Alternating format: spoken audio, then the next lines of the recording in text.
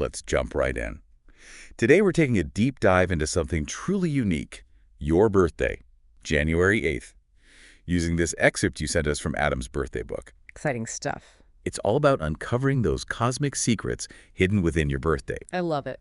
And to help us decode the mysteries of January 8th, we've got a true expert in all things astrology and numerology joining us today. Welcome. Thrilled to be here. There's always something so intriguing about birthday analysis, isn't there? It's like a personalized cosmic fingerprint. I love that cosmic fingerprint. Which brings us to this bold statement right out of the gate. January 8th, the day of the Big Bang. Wow. You can't get much more dramatic than that. So from an expert perspective, what's the story there? It's certainly a powerful metaphor, isn't it? And like any good metaphor, I think it hints at deeper truths about this birthday. It suggests that folks born on January 8th have this incredible ability to make a real impact, to leave their mark on the world. Okay, so we're talking about people who are going places, making things happen. Tell me more about this impact, because the book also mentions that it's not always about being loud or flashy. Exactly. Think about the Big Bang itself. It wasn't just an explosion, right? It was the catalyst for the entire universe. This date seems to carry a similar energy-focused, potent, and with the potential for sudden, impactful action. They might not be the loudest voice in the room, but when they act, people notice. Okay, so less of a supernova, more like a quiet earthquake. You know what I'm picturing. Someone who might seem unassuming at first glance, but then, bam, they drop some world-changing idea in a casual conversation. You've got it. It's that element of surprise combined with this kind of quiet, focused intensity. The book even mentions that January 8th individuals aren't always physically imposing, which I find fascinating.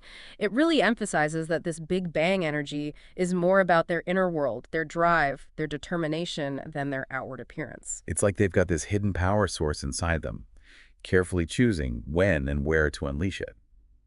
And speaking of choosing carefully, the book also mentions that January 8th folks tend to pour all their energy into specific projects or moments, almost like they have a limited supply of Big Bang fuel, and they don't want to waste a single drop. That's a great way to put it. It ties into this concept of knowing what they can and can't do. They're strategic, focused, and incredibly dedicated to the things that matter most to them. So we've got this picture emerging of someone with intense focus, the potential for sudden impact, and a knack for choosing their battles wisely.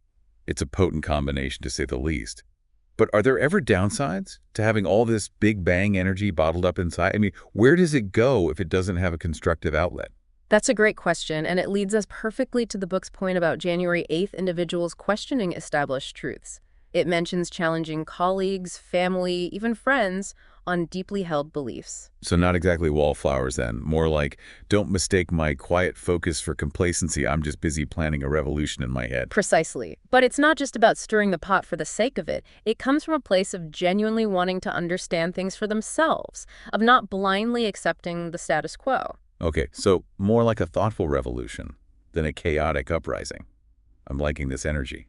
Exactly. And, this questioning nature actually connects to a key influence mentioned a bit later, Saturn. Saturn. Okay, things are about to get interesting. Tell me more.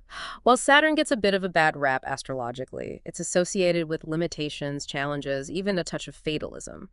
But it also represents structure, discipline, and mastering things over time. Think of it as the cosmic taskmaster, pushing us to reach our full potential through hard work and dedication. Interesting. So this Big Bang energy isn't just about sudden bursts. It's also fueled by a deep-seated desire to understand and even reshape the world around them. That's exactly it, and often that involves overcoming obstacles. The book mentions January 8th individuals contending with handicaps and pushing themselves to the limit. It's like that initial Big Bang instilled in them a certain resilience, a drive to emerge stronger on the other side of any challenge. So how does Saturn, the planet of discipline and structure, fit in with all this explosive Big Bang energy? It seems like an unlikely pairing. I'm hooked. Tell me everything about this Saturn connection. It is a fascinating dance, isn't it? And it's true that Saturn is associated with a slower, steadier energy, but think of it this way. The Big Bang was just the beginning. The universe didn't just spring into being fully formed, right? It took time, eons, for stars to form, planets to coalesce. Okay, so you're saying that the sudden impact we talked about earlier, that might actually come after a period of careful internal development, like a seed that needs time to germinate before it can sprout and bloom. Exactly. It's about integrating that Saturnian discipline with the inherent Big Bang energy. It's about harnessing that inner fire and directing it with purpose and intention. It's like they're building something incredible from the inside out, not just rushing towards the finish line, but laying a solid foundation, brick by cosmic brick. That makes sense. So where does the number 8 fit into all of this? Well, in numerology, 8 is often associated with Saturn. It carries a similar energy of ambition, power, and yes, a certain seriousness. You might find that you're drawn to leadership roles, big projects, making your mark on the world. Okay, so we're seeing some definite themes here. Focused energy, a drive to make an impact, a need for structure and discipline. But let's be real, it's a lot to take in, even for someone with that Big Bang energy. I'm wondering, are there any potential downsides to having all this power at your fingertips? There can be. There's a tendency towards seriousness, even detachment, a focus on achievement that can sometimes come at the expense of personal connections. So it's like a double-edged sword. This incredible drive and potential on one side, but also the risk of, like, getting lost in the quest for accomplishment and forgetting about the human side of things. Precisely. It's about finding that balance, channeling that ambition in a way that's both fulfilling and sustainable. It's about bringing your full self to everything you do, ambition and all, but not letting it eclipse the things that truly matter.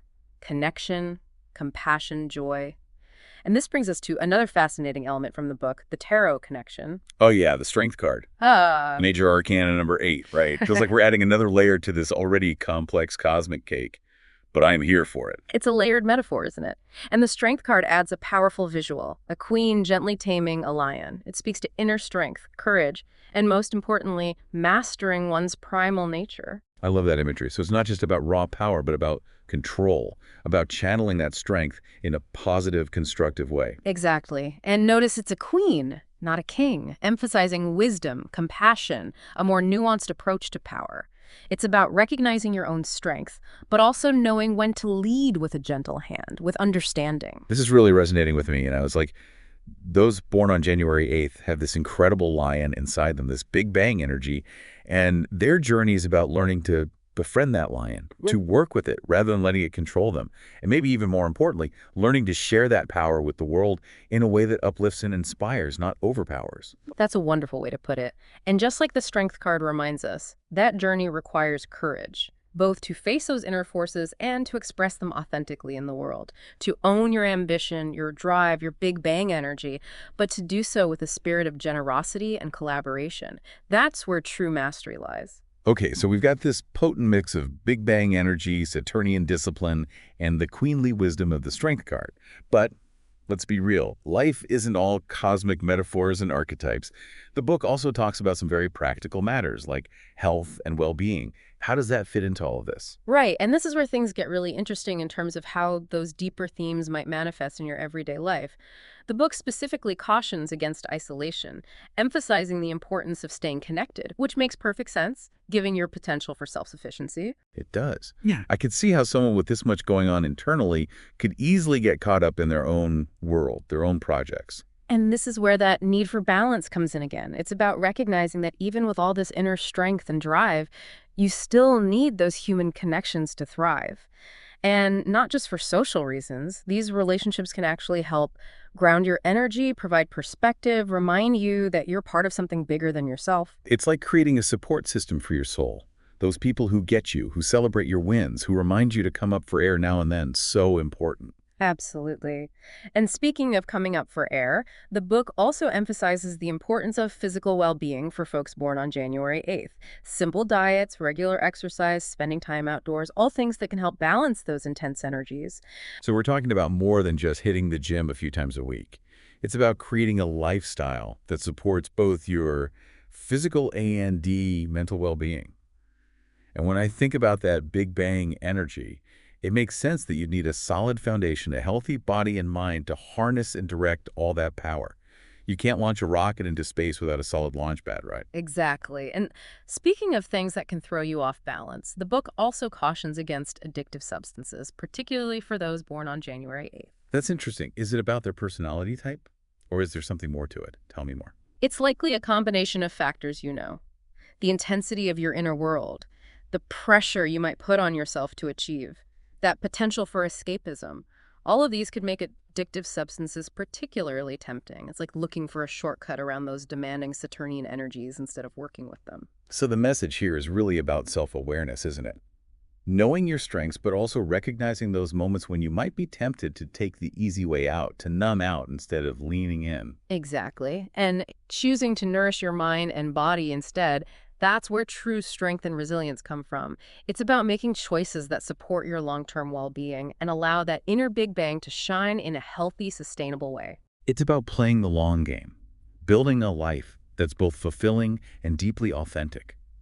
I love that. We've covered so much ground today. Even there's Big Bang personality, Saturn's influence, the wisdom of the strength card, the importance of staying grounded. It's like we've assembled this incredible cosmic puzzle piece by piece. And that's the beauty of this kind of exploration, isn't it? It's about taking these different perspectives, these symbolic interpretations, and seeing what resonates with you, what sparks your own insights and understanding. So if you had to distill it down to one key takeaway, what would you say is the most important thing for someone born on January 8th to remember? That's a great question. And like with most things in life, there's no single right answer. But the book does offer some intriguing advice. It encourages embracing spontaneity and warns against sacrificing it for success. Interesting. It seems almost counterintuitive, right? We've been talking about discipline, structure, careful planning, and now we're throwing spontaneity into the mix. Right. And I think that speaks to the inherent paradox of this birthday. It's about finding that balance between Saturnian structure and the more unpredictable, explosive nature of the Big Bang energy. You might find that the most fulfilling path for you isn't always linear or predictable. So it's not about becoming a slave to routine, but about using those Saturnian strengths, discipline, focus, to create a life that allows for both planned achievement and those magical moments of unexpected joy and inspiration. Exactly. It's about remembering that life isn't just about ticking off boxes and reaching milestones. It's about experiencing the full spectrum of human emotion and allowing yourself to be surprised, delighted, even challenged by the unexpected. That's such a great reminder, especially for someone with that Big Bang drive to achieve. It's about trusting that sometimes the most incredible opportunities come knocking when you least expect them. But you have to be open. You have to be willing to say yes to the adventure, even if it means veering off the carefully mapped out course. Absolutely. And that takes courage, doesn't it? To embrace the unknown, to trust your instincts, to allow yourself to be surprised by life. It does. But something tells me that courage isn't exactly in short supply for someone born on January 8th. You got that right. This has been such a fascinating conversation, and I think we've uncovered some truly insightful stuff about your birthday. But the exploration doesn't have to stop here. What resonated most with you today? How do you see these themes playing out in your own life? Share your thoughts, your questions, your aha moments. We'd love to hear from you. And that's a wrap on this deep dive into January 8th. I hope you've enjoyed this cosmic journey as much as we have. Until next time, keep exploring, keep questioning, and keep diving deep.